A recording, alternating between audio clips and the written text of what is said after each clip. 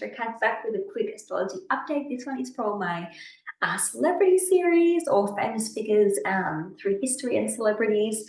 As always, I'd really love for you to help me grow my channel. So if you could give this video a like, thumbs up, subscribe, hit the bell so you don't miss anything on my channel, I would really appreciate it. I do a lot of astrology content, tarot content, and quite often I do like vlogs and fertility videos. So if you enjoy those, definitely subscribe so you don't miss anything. But thank you so much for joining me today. And in today's video, we're going to have a little discussion of a historical figure, Anne Boleyn. I thought this would be really interesting just to have a look into because there's just so much rich history there. A lot of people know her story, but I thought it'd be really cool for us to have a look at her astrology chart and just kind of see what it says about her personality, and kind of unlock some of those, I guess, hidden, sides to her personality and her story based on astrology. So as always, I start with the rising sign and then the ruling planet of that rising sign. And then we'll talk about the sun and moon. And once we've discussed those, we will jump into all the other personal planets and other interesting topics in the chart. So Anne Boleyn was a 28-degree Leo rising. Now, Leo risings, they're pretty magical. They are the show stealers. They always gain a lot of attention. They usually generally are quite outgoing people. They usually have this warmth and this energy about them that is quite like royal and luxurious. You kind of get the vibe of them that they are like a royal or a celebrity, because Leo is the showman. It's the performer. It wants to be seen. It wants to be admired. It wants to shine bright. So when that's somebody's rising sign, that's the first thing you know about somebody. Look-wise, quite often these people will have quite long hair. So kind of think like a lion's mane, like really long, curly, or just really long hair, kind of like a lion's mane. They typically have eyes that are really captivating and sparkly, sometimes often referred to as like cat-looking eyes because they are, linked to the lion. So they can have some of those physical features, but they're generally a pretty outgoing person that just captivates a lot of attention. So we already get that vibe off her that she was quite an outgoing, quite an interesting person that in a room, you would definitely gravitate to her and pay attention, because that's just what Leo energy is like. They definitely are the center of attention. You definitely won't miss a Leo at a party. You definitely see their outgoing, fun personality. So I thought that was really interesting and cool to kind of see in her chart and kind of discuss a bit further. So her being a Leo rising, that means her ruling planet, her chart ruler, is actually the sun, and her sun is in the 10th house in Taurus. So this adds another depth to her personality that shows that she is also very Taurian. She comes across as quite resourceful, quite practical, maybe a little bit stubborn, really persistent, very earthy, very grounded, because there are all those Taurian types of, words. They're very practical, very reliable, very persistent. Yeah, so that was a big part of her personality. And when it's in the 10th house, this is about her career, reputation, and her legacy. So you can say that a huge part of her personality was focused towards her career aspirations and the legacy that she was going to leave behind. That was a really prominent part of her personality. And it's also, the sun was pretty much conjunct her north node too. The north node is your life purpose and destiny. So again, that kind of amplifies that sun of hers and that Taurus energy, which is quite beautiful to see. But to the general public, she come off as definitely quite grounded and down to earth, which is really cool. And I guess, like, if you have a look as well, there's some quite nice aspects from that sun. There's a bit of a, not a trine, well, almost a trine from the moon up there to that sun. But yeah, there's a lot going on in her chart, like so much cool stuff to look at. She also has her moon in Sagittarius in the fifth house. Now, the fifth house links to creativity, dating, romance, fun, pleasures, like children, all of those things. Sagittarius energy, it's all about freedom. It's about seeking adventure. It's about like your honor. It's about wisdom, travel, just exploration, adventure. So it's a very free spirited zodiac sign. It's a fire sign too, so there's always lots of energy with this. So there's a huge part to her that was very noble, very honorable, very much needed to be able to adventure and to travel and to get to points within herself as well where she was like a really wise person, because a lot of Sagittarius people have like a really old soul vibe to them. They're very wise. They like knowing a lot of information. They do tend to like to learn a lot of things as well, especially about different cultures. So, you know, travel and cultures could have been like something that was really important to her for creativity, for fun, for pleasure. She also could have also, you know, had some romance and some flings with people from other countries and other cultures. Yeah, so that's just got that bit of that energy there. It kind of shows as well that maybe she could have moved, or her family could be like away from where she was actually born. Because Sagittarius energy, especially with the moon there, can show like you relocate away from where you're born or where your family is. You like you move to another country, move abroad, that kind of thing. So sometimes that energy can play out with the Sagittarius moon as well. So they're her main, I guess, big three that I want to talk about. But obviously there's so many other planets as well that give you so much more information. So I'm going to go through the other personal planets and we'll have a bit of a look and see what they can tell us about her chart as well. So her Mercury is in Gemini.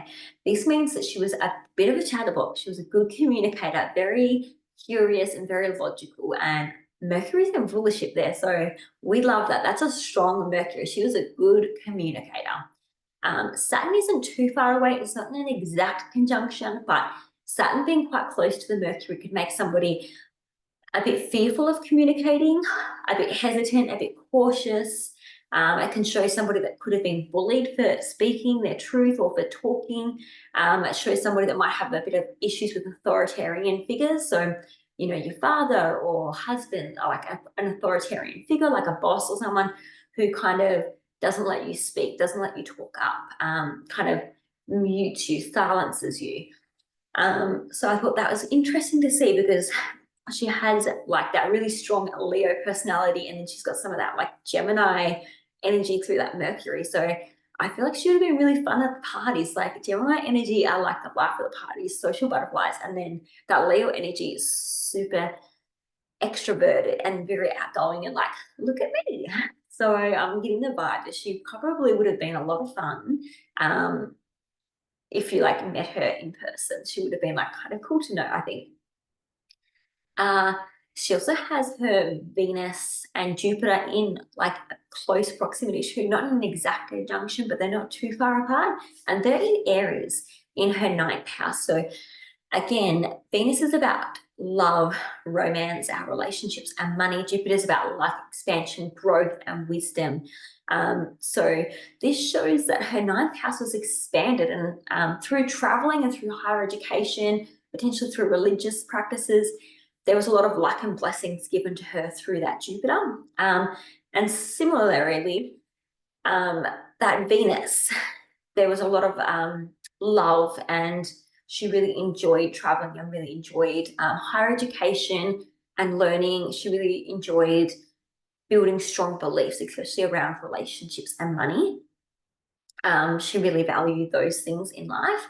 So that's quite a you know, pivotal things to kind of focus on, because it kind of matches that Sagittarius moon. It's kind of like, because the ninth house normally is ruled by Sagittarius. So that's kind of like a double up of that Sagittarius energy for her with the traveling, the higher education, the religion, the adventurous side of her. It's like a double up of that energy, which is kind of interesting to see, but it tells us a lot about her as a person. But because Aries is there, this kind of shows that this is more about being bold and courageous and independent, and it's about being like a pioneer, being a bit of like, I guess they wouldn't have had entrepreneurs back then, but it's kind of like that entrepreneur pioneering energy, like doing things first, being brave, being courageous, being passionate. Like that's that Aries energy. And she has her Venus in there and her Jupiter. So when it comes to like traveling and romances while she's traveling, she's very bold. She likes to be chased. She likes the thrill of someone chasing her and the excitement of it, especially when it comes to like love and romance, especially, traveling and in higher education settings. And then she has her Mars in Pisces. Now, this is a bit of a passive aggressive Mars, but it is in her eighth house. Uranus is also in her eighth house. So Mars is all about like passion. It's about our drive, our motivation, what we're fighting for, what we're fighting with. It's our energy, yeah. And it can also be the male phallus, our sex drive. Hers is in Pisces, which brings like a bit of spirituality, a bit of a creative, romantic side to that Mars. It's in the eighth house. The eighth house is other people's money, it's transformation, it's deep bonds with people. So like when you get married, it's like that deep bonding and union. It's also the house of like secrets and occult practices. And she's got Pisces there, which is really about spirituality, religion, institutions. So I feel like a lot of her motivation and drive, a lot of her conflicts and challenges in life could have been around money, especially when it comes to like religious or spiritual communities, institutions. Those things could have played a big thing there. And Uranus brings like sudden changes and shocks and surprises. So there would have been big changes with money around her, especially like other people's money. So like when she got married, those sorts of things, there would have been like a lot of confusion and a lot of shocks and changes there. Her seventh house of like relationships and marriage is Aquarius, is ruled by Aquarius. So I found that very interesting because it shows that her relationships and her marriage is very unconventional, very non-committal and non-traditional, so very different. And I think if you know her story, then that all kind of fits. It also shows that she could end up in relationships with people that are a bit quirky, a bit rebellious, a bit different. So yeah, I thought that was really interesting to see. I guess she also had a Scorpio fourth house. So that tells me that her home and family, so the home and family that she actually come from, and I guess when she got married and had kids, like that family that she created, there would have been a lot of transformation there, a lot of trauma, possibly even some like criminal behaviors or just like psychological trauma there. It doesn't always mean like all of those things, but Scorpio energy is very transformative. It usually brings like big endings and DEATH. So it usually shows that with that in the fourth house, there can be a lot of issues and trauma and challenges around a family environment. So I think, again, knowing her story and what happened with, her husband and stuff and how her life ended, I mean, yeah, very traumatic kind of story and ending for her. And I could imagine that in her home environment, there was a lot of secrecy and like probably a lot of trust issues and paranoia. So that kind of just shows that energy there. She has a Libra third house, which means that the third house links to your communication style, your thoughts, automatic with the way she thinks. She is very much always wanting peace and harmony and cooperation. She doesn't like conflict. you know, that stuff kind of makes her a bit nervous, and she's always thinking about her relationships with other people and how they like benefit her life. And I guess like that very diplomatic, harmonious kind of vibe to her with the way she thinks and communicates.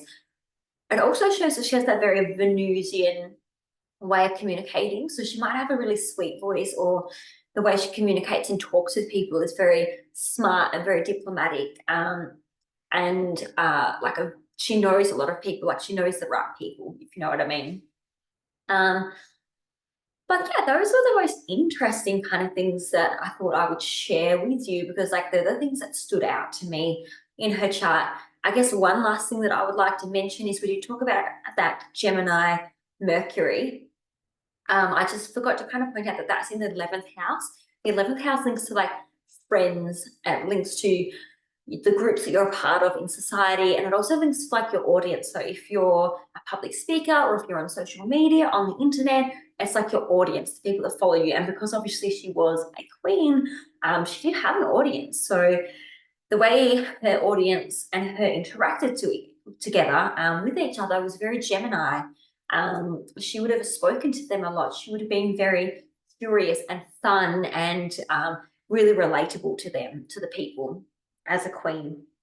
Um, Also, her friends, like her close friends and the groups that she was a part of in the community, she would have been the social butterfly. She would have been connecting everybody. She would have been the chatterbox. She would have been like just a social person. She would thrive with that Leo energy and that Gemini Mercury. She would have just been the life of the party and really kind of got things going. So I just thought I would point that out. But yeah, I hope you enjoyed this quick reading of a bit of a little snapshot of her chart. If you have any questions, pop them below. And as I said before, don't forget to give me a thumbs up, like the video, and subscribe. I really appreciate you guys coming over on my channel. But thank you for joining me, and I'll catch you in the next one.